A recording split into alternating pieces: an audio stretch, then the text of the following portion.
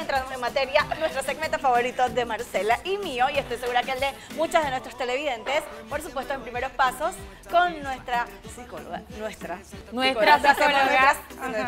psicóloga también. Cita aquí, nuestras consultas privadas en público, con ustedes Analiza, porque hoy vamos a hablar de la depresión infantil. Y alguien que nos está viendo puede decir, depresión infantil, ¿cómo puede ser posible que un niño o un adolescente se pueda deprimir? Sí, mira que mucha gente piensa así y por eso no atienden a los niños rápido y antes de que experimenten cosas más complicadas. Okay.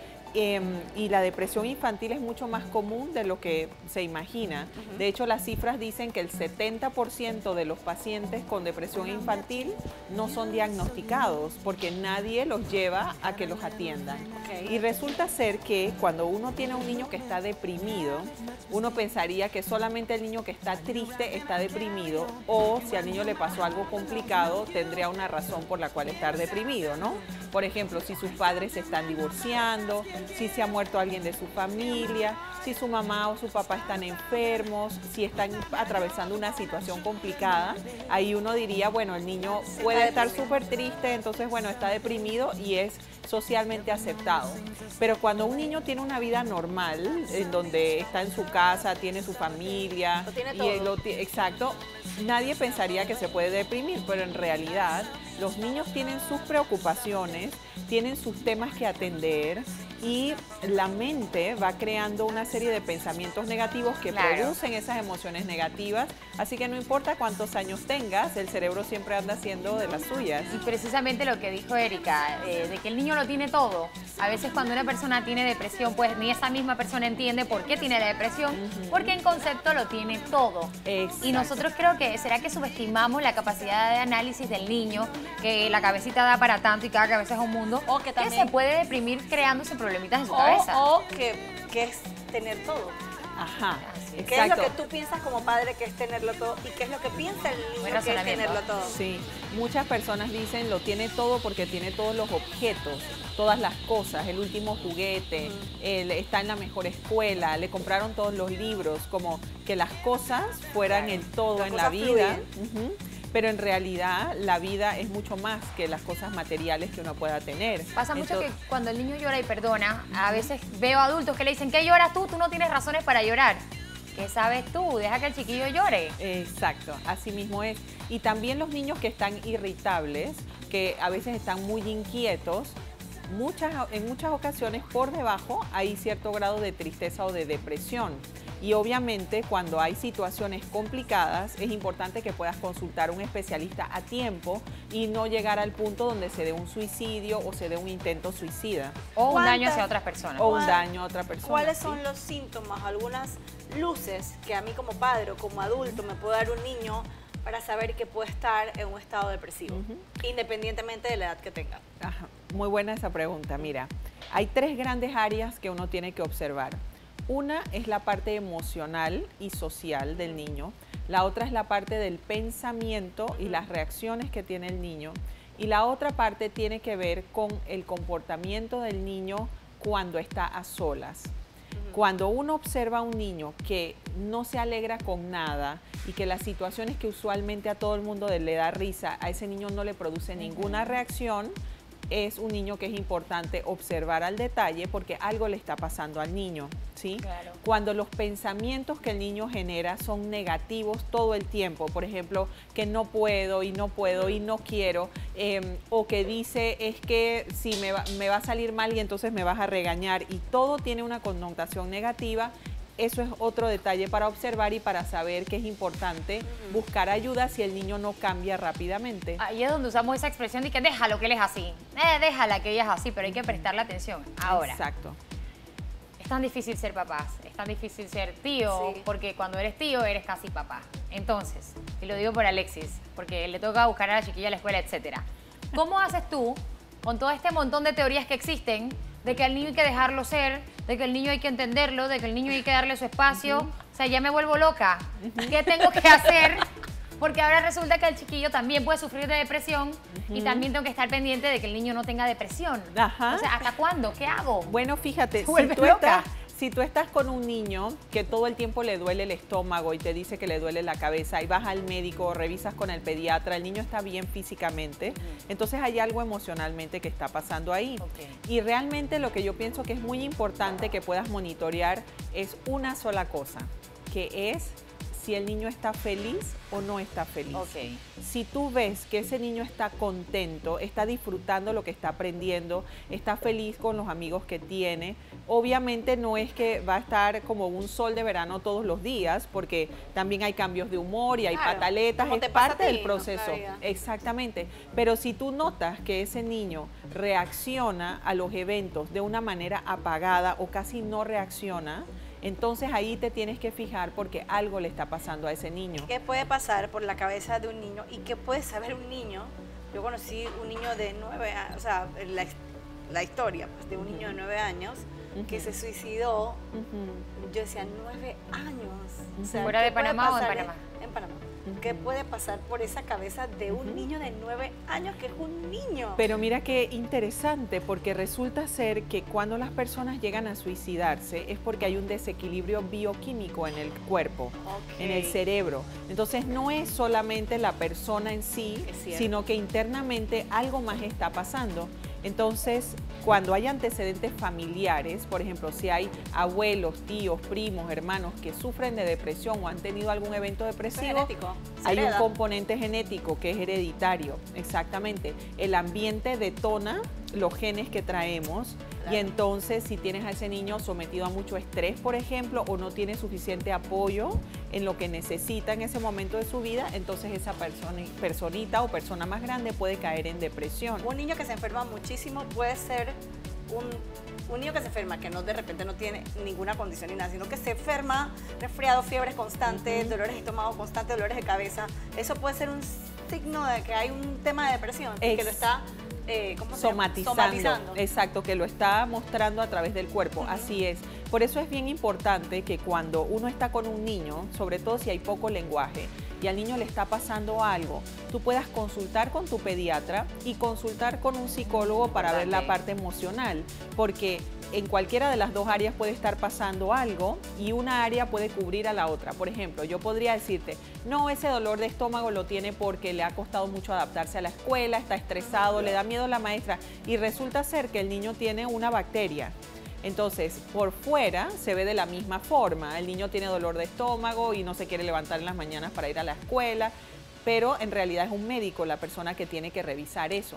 Y sin embargo, podemos encontrar otras situaciones donde los niños reportan dolores de estómago, dolores de cabeza y nadie se le ocurre o nadie piensa que es que el niño está preocupado, está asustado, que alguien le está haciendo bullying en la escuela, que se siente mal, que hay un problema entre sus padres y no lo puede hablar con nadie. Entonces hay que mirar las dos caras de la moneda. Como todo, hay gente que puede expresarse y hay niños muy expresivos, pero también hay niños que sí están sintiéndolo, pero no lo pueden decir.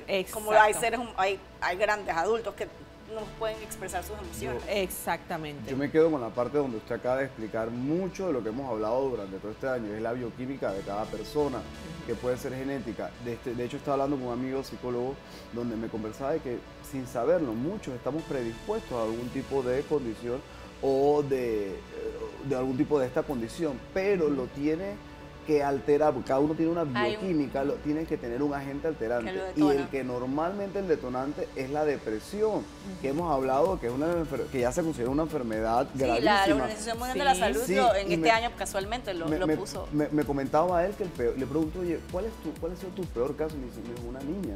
Yo, ¿cómo es una niña así? El padre se suicida, fallece, no lo logra en el intento, queda en estado vegetal y la chica empieza con un trastorno, empieza con depresión, luego con un trastorno de bipolaridad, después con tendencia suicida, y me sigue diciendo el montón de condiciones que alteró a la muchacha en este sentido. Entonces, ¿qué tan importante es para nosotros saber que nuestra bioquímica esté estable? ¿Cómo podemos lograr que no haya un agente o prevenir un agente detonante, ya sea en niños o en adultos o en adolescentes?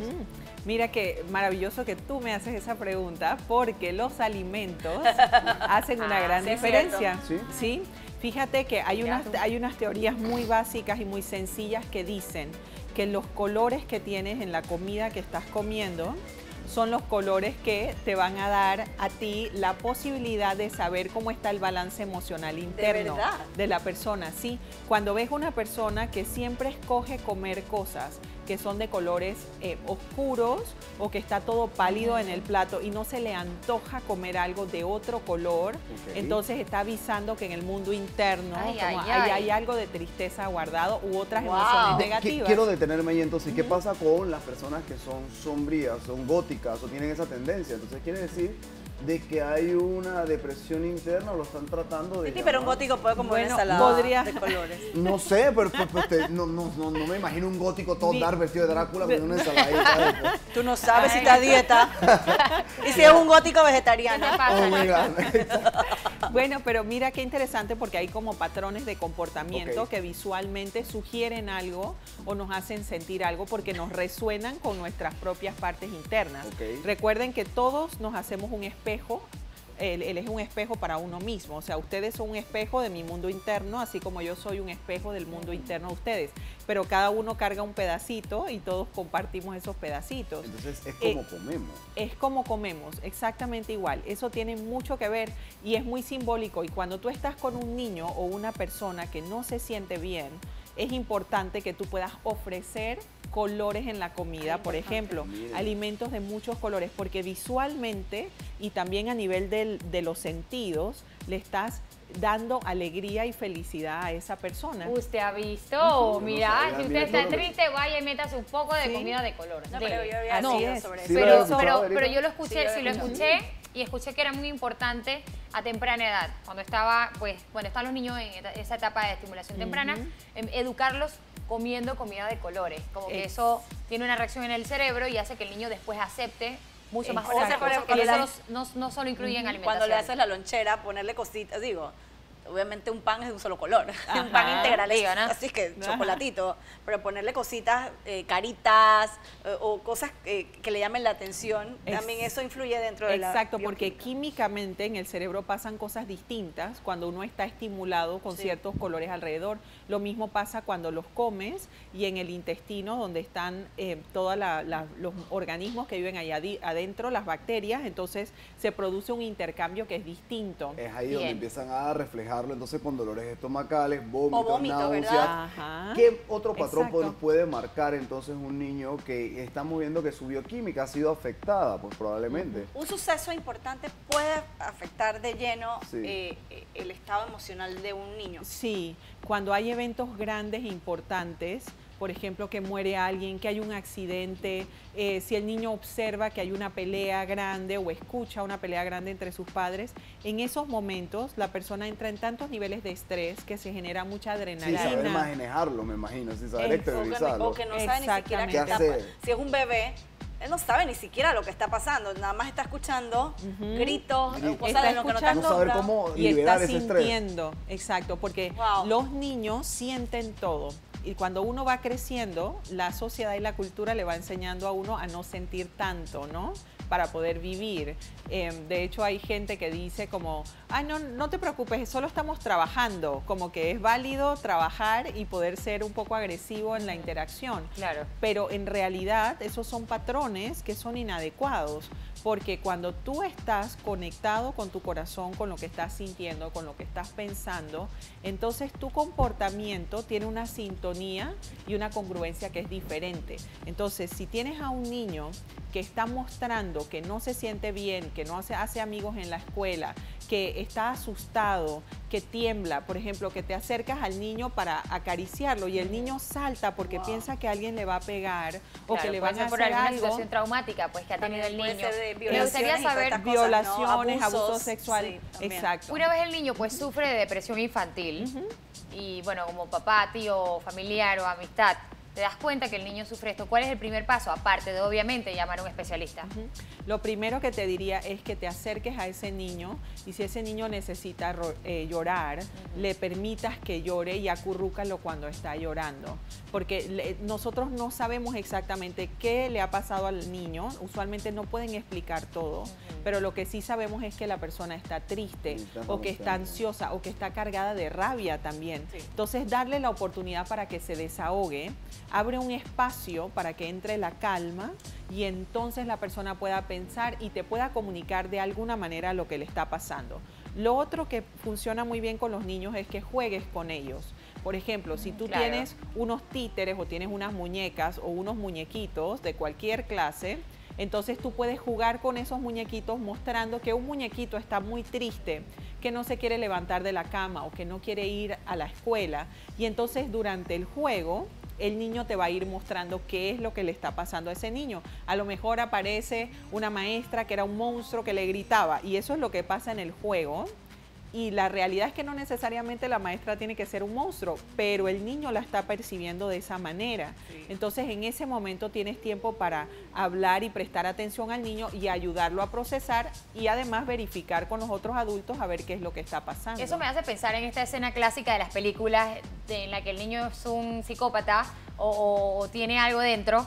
Y la psicóloga le dice, dibuja, y el niño refleja en un dibujo una cosa espantosa. Ajá. O sea que esto se da en la vida real. El niño definitivamente pues tiene su forma de expresarse. Puede ser mediante el dibujo, conversando, jugando. Colores. Exactamente, con los colores. ¿Cómo más podemos descifrar a los niños? Sí. La bioquímica que se afectó a lo que está diciendo. Ajá, exactamente. Ya. Se ve mostrada por fuera con comportamientos, con colores, con texturas, ¿sí? Yo diría que lo otro que debes observar mucho es la parte que tiene que ver con los patrones de sueño. Cuando una persona no se siente bien, o sea, que está triste o que está angustiada, se interrumpe el sueño y entonces se ponen muy irritables. Se despiertan, no duermen bien, se despiertan mucho antes de la hora en que les corresponde despertarse, o en la noche les cuesta mucho dormirse porque tienen miedo de lo que va a pasar cuando duerman. Entonces, esa es otra área que es importante observar. En el pasado no se encontraban que muchos niños se suicidaban. Entonces era un tema que no era muy común, pero en esta época lamentablemente ese índice ha ido avanzando y ha ido aumentando. ¿Cómo se trata, por ejemplo, si hay un problema de bioquímica en el cuerpo a los niños pequeños? ¿Se medican a los niños? No necesariamente, a veces solamente con psicoterapia, con tratamientos psicológicos los puedes ayudar. Algunos otros niños efectivamente necesitan medicación. Con el especialista que deben hablar es con un paidopsiquiatra, que es un psiquiatra de niños, y esa es la persona que hace una evaluación y médica y entonces decide o indica si se requiere de algún medicamento. Yo tengo una pregunta bastante curiosa. La depresión infantil, bueno, ya que es una enfermedad y afecta la bioquímica y puede sufrir algún tipo de otro trastorno, cualquiera de estos trastornos, después de ser tratado en un equivalente de 1 año, 2, 3 años, tú logras superar del todo la condición, o no sé si le puedes decir enfermedad, bueno, la depresión sí dice que es una enfermedad ya, y la condición, o tienes que estar toda tu vida constante tratamiento y también tomando medicina, porque sé que toma medicinas, ¿no? Entonces, ¿es un trabajo de toda la vida o en algún momento la puedes lograr superar y volver a que tu bioquímica sea estable? ¿Se podrá? Sí se puede, sí se puede. El detalle está en que la carga genética que tengas va a ser el que va a indicar si esto se va a repetir constantemente en tu vida cíclicamente o no. Porque lo que pasa es que algunas personas o muchas personas cuando viven eventos traumáticos entran en un estado de depresión. El mismo gen se desactiva entonces. Ajá, pero allí lo que ocurre es que es normal que te deprimas. Por ejemplo, si muere alguien de tu familia y tú entras en un cuadro de depresión y estás unos meses deprimido, entonces eso es normal y natural, y luego cuando te recuperas y haces tu procesamiento de duelo, entonces ya entras a otra fase y no significa que cíclicamente vas a estar en esa situación de depresión, porque el malestar y la tristeza tiene que ver con un evento real de algo que está ocurriendo. Con los niños abusados? Con las personas que han sido sexualmente abusadas o físicamente violentadas, esas personas constantemente van a requerir de apoyo y de estar siendo monitoreadas para poder verificar que el cuerpo realmente se haya podido recuperar del evento traumático. Y son cosas que no ocurren de un día para otro, son procesos que tienen muchos detalles y muchas capas, y la persona poco a poco va profundamente a las capas para poder sanar los dolores emocionales. Para terminar un poco y cerrar el tema, ¿qué tan común es la depresión infantil dentro de los niños? Para que si hay alguien que nos está viendo, piense... No subestima a los niños. ¿Qué tan común es? Mira, las estadísticas dicen que el 70% no son diagnosticados, porque usualmente las personas piensan que el niño está manipulando o que está haciendo una mala crianza. Y Claro. este 70% terminan en algún otro tipo de condición y enfermedad, en su mayoría, me imagino. No se sabe exactamente porque no se tiene cómo darle seguimiento a los casos, pero después cuando llega la adolescencia, entonces ves todas estas personas en problemas de drogas y alcohol, que por debajo lo que hay son dolores y son tristezas que están guardadas allí, la persona está tratando de anestesiarla. Muchos adultos, Ujú, o sea, la que no obesidad. fueron tratados, o sea, Exacto. pocos adultos tienen que ser cuan- tratados. así es, y cuando la persona llega a la vida adulta y como adulto con otro tipo de responsabilidades u otras situaciones asiste a psicoterapia, terapia psicológica, cuando el terapeuta empieza a trabajar con esa persona, tiene que ir atrás para poder hablar de cuando tuvo Así 3 es. años, cuando tuvo 5 años, cuando tuvo 10 años, porque ahí fue donde se empezó a cultivar el desequilibrio o las heridas que la persona está experimentando en la vida adulta. A nosotros como padres nos toca vigilar. Creo Así que es. esa es nuestra labor. Por eso es tan importante la responsabilidad que tenemos nosotros como padres. Estamos formando personitas Ajá. y nosotros influimos en el resto de la vida de ese ser humano. Así es. Hay Y- veces que no nos damos cuenta de la importancia y el valor de ser. No es por ser mamá o por ser papá o es simplemente un título, no es la responsabilidad que eso lleva. Exacto. Y yo ahí, Marcela, con la pregunta que me hiciste anteriormente, te diría, solo verifica si el niño está feliz o no. Claro. ¿Ok? Con ese indicador ya tú puedes saber si está pasando algo que necesita ser atendido a nivel psicológico con un especialista o si es algo que simplemente parte del proceso de la vida y la rueda va a continuar en movimiento. Me gusta, importante entenderlo, los niños no son llaveros, se lo digo a mucha gente que conozco porque piensan que los niños es vestirlo y alimentarlo. No, señores, eso no es una mascota, es un chiquillo. El niño necesita atención, el niño necesita amor, así como nosotros invertimos amor cuando queremos obtener a alguien pues y hacerlo parte de nuestra vida. Siempre lo digo, cuando hacemos el famoso levante, la pareja, así mismo el niño hay que enamorarlo día a día. Venimos a ser felices. Así es, y ¿Verdad? hacer A felices eso es lo que nuestros venimos hijos. al mundo, a ser felices. Así es. Vale, gracias Anelisa por la información, como siempre, a nuestra información de contacto. Ana Elisa Villalaz, Logros Centro Terapéutico Integral, 264-4639, www.logrospanamá.com.